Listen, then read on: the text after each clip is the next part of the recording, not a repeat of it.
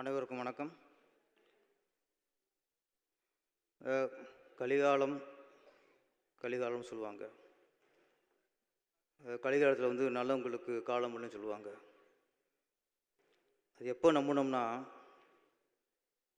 எப்போ நம்ம அண்ணன் விஜயகாந்த் அவருக்கு உடல் சரியில்லாமல் ஆனதோ அப்போ தான் இது கல்யாணம் நம்பினோம்மா. நான் நல்லவங்களுக்கு ஒரு சோதனை அப்படின்னா, விஜயகாந்தை விட அண்ணனோட ஒரு நல்லவர் பார்க்க முடியாது. அவருக்கு இந்த மாதிரி ஒரு சோதனை வரும்போது நம்ம கல்யாணம் நம்மளுடைய போச்சு. நான் வல்லரசில் வந்து உதவி இயக்குனர். நான் 2 நாள் விஜயகாந்த் அவர் வந்து சார்னு கூப்பிட்டேன். அப்புறம் 3ஆவது நாள் சார்னு கூப்பிட மனசு வரல எனக்கு. ஆட்டோமேட்டிக்காக அண்ணன் கூட ஆரம்பித்தேன். திரையுலகில் எத்தனையோ ஹீரோட பழகிருக்கோம். எல்லோரையும் சார்னு சொல்லுவேன். விஜயகாந்த் அவர் மட்டும்தான் அன்னைக்கு அண்ணன் கூப்பிட ஆரம்பித்தது. நான் தருமபுரி படம் பண்ணும்போது அண்ணன் கூப்பிட்டேன். ஏன்னா அவர் பழகும்போது ஒரு அந்யூனம் ஏற்பட்டுச்சு. அவரை ஒரு அந்நியமாக பார்க்க முடியல. அவர் பழகும்போதும் கூட போகிற அந்த சகோதரர் மாதிரியே பழகுவார். அப்போ ஆட்டோமேட்டிக்காக நம்மளுக்கு அவர் அண்ணனே கூப்பிட ஆரம்பிச்சிட்டோம். நிறைய பேர் சொன்னாங்க அடுத்த நடிகரில் பாராட்டுதுன்ட்டு. என்னோடய தர்மபுரி படம், அதில் எம்எஸ் பாஸ்கர் வந்து அண்ணனும் கூட சுரோட்டா பண்ணியிருப்பார். படம் பூரா எல்லா சீனும் கூடவே இருப்பார். ஒரு ஹியூமர் கலந்தது கதை பண்ணியிருப்போம். படம் முடிஞ்சது. படம் முடிஞ்சு சாருக்கு ஃபஸ்ட் காப்பி போட்டு காட்டுறோம். எனக்கு படம் பார்த்துட்டு அண்ணன் என்ன சொல்லுவாருங்கிற ஒரு எல்லா டேரக்டருக்குமே இருக்கும். அது படம் பார்த்து சொன்னது, பேரரசு இந்த படத்தில் எம்எஸ் பாஸ்கர் தான் ஹீரோ பண்ணார். அதை சிரிச்சுக்கிட்டு எந்த ஒரு ஈகவும் இல்லாமல் எந்த ஒரு இதுவும் இல்லாமல் என்னை பாடுற மாதிரி சொல்கிறார், எம்எஸ் பாஸ்கர் தான் ஹீரோன்ட்டு. அந்த மனசு அதான் வானத்தை போல மனம் படைச்ச மன்னவனுங்கிறது. அண்ணனை பற்றி சுருக்கமாக சொன்னோம்னா, ஒரு நல்ல மனுஷனுக்கு, சிறந்த மனுஷனுக்கு என்னென்ன குணம் இருக்கணுமோ அத்தனை குணமும் இருந்த ஒரே ஆள் யாருன்னா நம்ம கேப்டன் அவர்கள் தான். தேசபக்தி, தெய்வ பக்தி,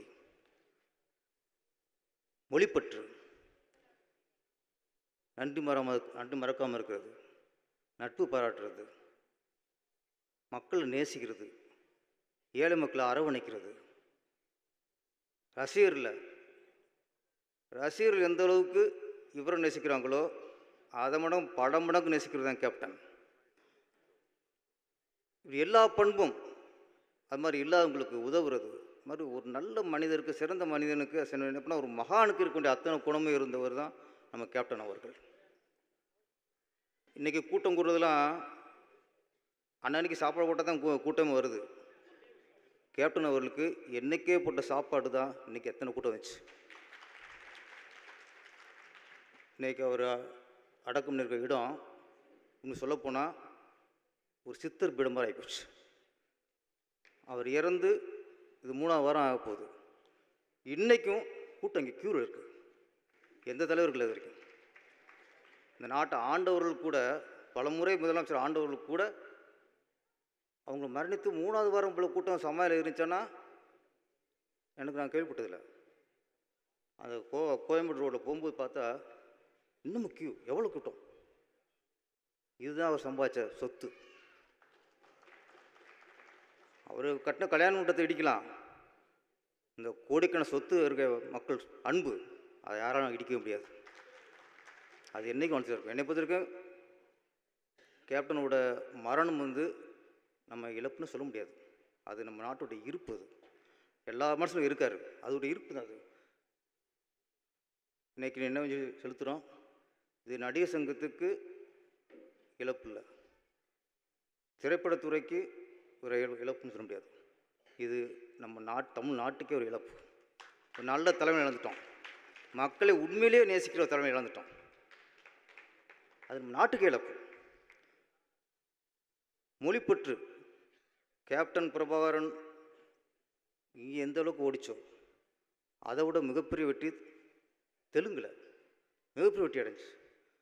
அந்த வெற்றிக்கு அப்புறம் தெலுங்குல இருந்து நிறைய அவருக்கு ஹீரோவாக நடிக்கிறதுக்கு நிறைய அழைப்பு, போகவே இல்லை. அவர் 150 படமும் தமிழ் படம் தான். சில நடிகராக 100-150 படம் சொல்லுவாங்க. அதில் ஹிந்தி இருக்கும், தெலுங்கு இருக்கும், கன்னடம் இருக்கும், கலந்தே இருக்கும். கேப்டன் ஒருத்தருக்கு தான் நடித்த முதல் படத்திலிருந்து கடைசி படம் வரைக்கும் தமிழ் படம், தமிழ் பற்று.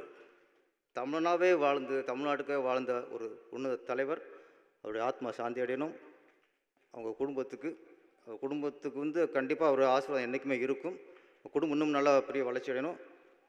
அவர் ஆத்மா சாந்தி அடைய எல்லாம் இறைவனை வேண்டி. நன்றி, வணக்கம்.